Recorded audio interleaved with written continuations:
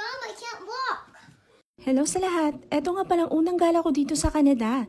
Yun nga at kinuha ko na ang aking maleta para makapag-impake na. At nagkasalubong pa kami ng aking pamangkin nung kinuha ko yung maleta. At tinanong pa nga ako kung saan ba daw ako pupunta. Biniro ko naman siya na uuwi na akong Pinas. Nung sinabi ko yun, parang wala naman siya pake at nagtuloy na lang sa kanyang laro. Eto na nga at sinimulan ko na mag-impake ng aking dadalhin. At bago nga kami bimahin yan, dumaan muna kami sa grocery para makapamili na makukutkot. Dahil nga nakakagutom sa biyahe at lalong-lalo na mabili yung needs ng mga bata.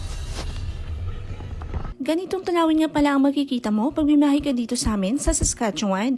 Sobrang napakalawak na grassland field. Ewan ko na lang kung hindi ka mahihilo sa inyong long ride kasi puro patag ang makikita mo at take note ni wala kang makitang bundok. So ano sa tingin mo mga Marce, kaya ba? Habang nasa biyahe ay nakaramdam na ng gutom itong aking pamangkin kaya nilantakan na niya ang kanyang snacks.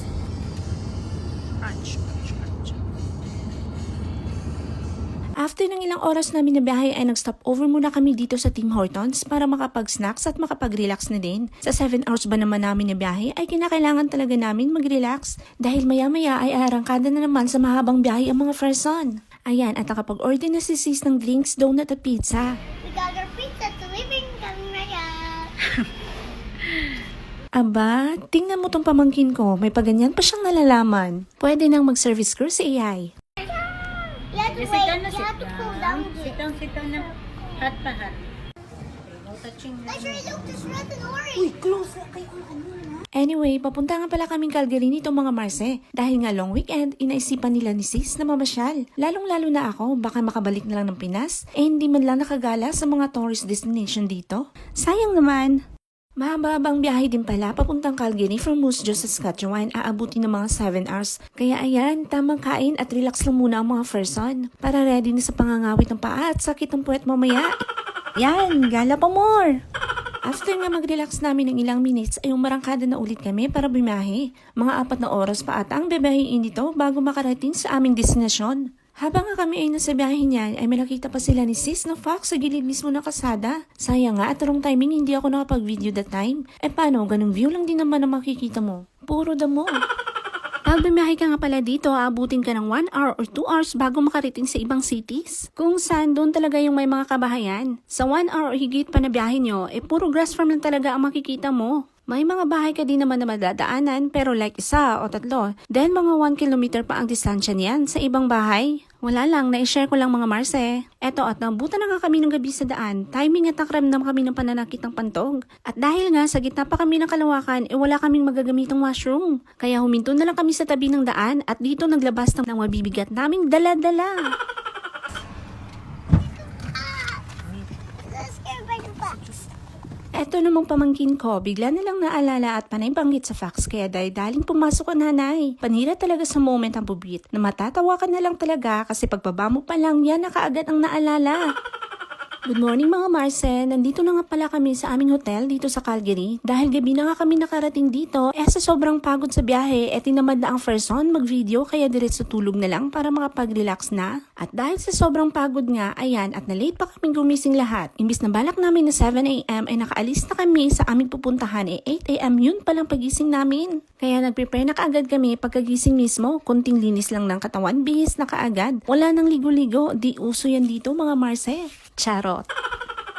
At magpo-fall season na din kasi dito kaya medyo malamig na din ang panahon. Kaya carry lang na di makapagligo pero dapat maging malinis pa rin sa katawan para komportable pa rin. At habang nagpe-prepare pa lang si sis, eto naman ako tamang video lang din dito sa tinutuluyan naming hotel. Eto namang si Iyay, may patingin-tingin pa talaga sa labas. Maganda ba ang view ha ate? Maya-maya niyan, habang tumabi nga tong aking pamangkin sa kanyang kapatid, bigla na lang nagreklamo na nananakit daw ang kanyang paa. Ewan ko ba at hindi naman kami nagtakbuhan kahapon para manakit ang paa. Kaya pala iyak ng iyak din kagabi.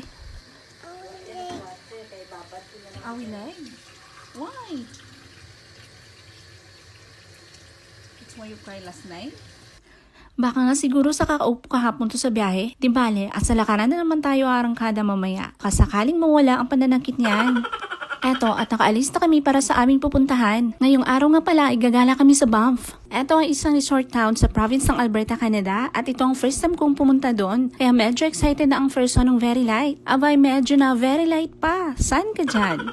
So habang nasa biyahe ay tamang video lang ako at tingin-tingin sa view na nadadaanan namin. At meron pa rin kaming nadaanan na Farfield, part ng Calgary. At ang ganda nga naman tingnan yung Farfield nila dito kasi napaka-greeny, unlike doon sa Saskatchewan, ni hindi pa ako makatiming na mag-green yung field nila doon. Dahil every time na bumiyahe kami, puro to yung damo ang natatanaw ko. Kaya feeling ko tuloy na sa ibang planeta ako.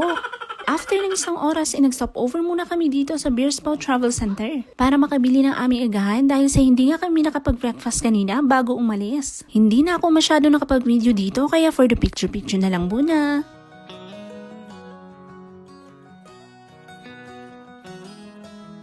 So, eto na nga mga Marce, this is it pansit. Charot. Papunta na talaga kaming Banff. Oh, nakikita nyo naman, di ba? Di na kailangan sabihin pa, nakikita nyo naman. Charot, charot. Eto nga, at nasa daan pa lang kami niyan, ay kitang-kita na talaga ang gandang tanawin papuntang Banff. Nakaka-overwhelm talaga sa pakiramdam itong nakikita kong Rocky Mountain at naghehelerang pine trees. Sobrang napakagandang scenery habang bumibiyahe na dati-rati ang makikita ko lang sa mga movies or picture. Habang pinagmamasdan ko nga ang napakagandang tanawin na ito ay doon ko talaga nafe-feel ang Canada vibes. Sobrang napaka-picturific. Hindi pa nga kami nakarating sa pupuntahan namin mismo ay parang dito na mauubos ang storage ko. Sayang naman kung hindi ko mavivideohan ang napakagandang tanawin na ito. Sabi nga ni sis, pwede kami huminto dito banda sa tulay para magpa-picture kaso late na nga at ang biyahe pa naman namin ay abuti ng 2 hours papuntang Banff. Kaya dumiretso na lang talaga kami sa pupuntahan namin mismo. May mga nadadaanan din kami mga hotels and inns habang nasa biyahe. Ganda lang, di ba?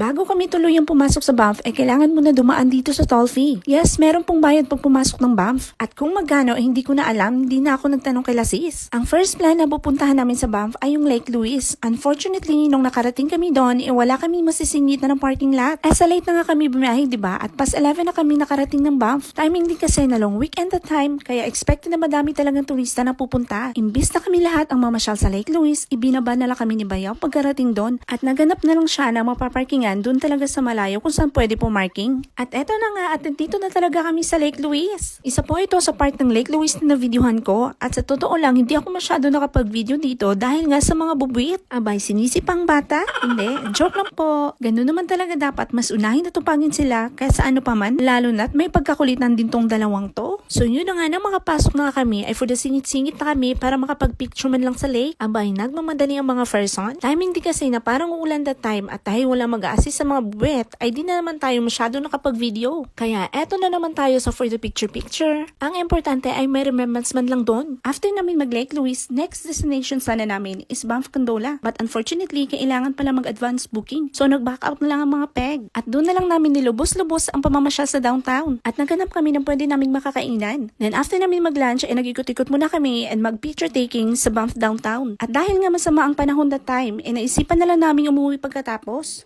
Tignan niyo to aking pamangkin, nakatulog na habang kami pauwi. Pagod na din ng bata sa gala. Kawawa naman ang bebe ni tita. Nagkadungis pa at nagkukulay orange ang lips dahil sa kinain ng Cheetos. Di bali bebe, ang cute-cute mo pa rin tingnan Sleeping Beauty yarn. Anyway, kahit di man namin napuntahan lahat ng plan naming puntahan, still nag-i-enjoy pa rin ako. Dahil syempre na-experience kong makapunta sa isa sa mga sikat na tourist spot dito sa Canada. And for the second day tour, plano sana namin ipasyal ang mga bata sa Calgary Zoo bago umuwi. But unfortunately again, masama pa rin ang panahon dahil maaga pa lang umuulan na. So napag-desisyon na namin na umuwi na lang. Nakaprepare na sana kami niyan para sa aming gala. And while waiting na huminto ang ulan, ayan, for the pictorial muna ang mga peg. Pero parang walang chance na talaga na huminto pa ang ulan. So napag-desisyon na lang namin na uuwi na lang talaga. At bago kami tuluyang umuwi, ay dumaan muna kami sa Asian store para makapag-grocery. Dahil mas mura do dito yung mga Asian goods. At syempre, huwag kalimutan ang makukutkot habang nasa daan, hirap ng gutumin cause food is life. Chos!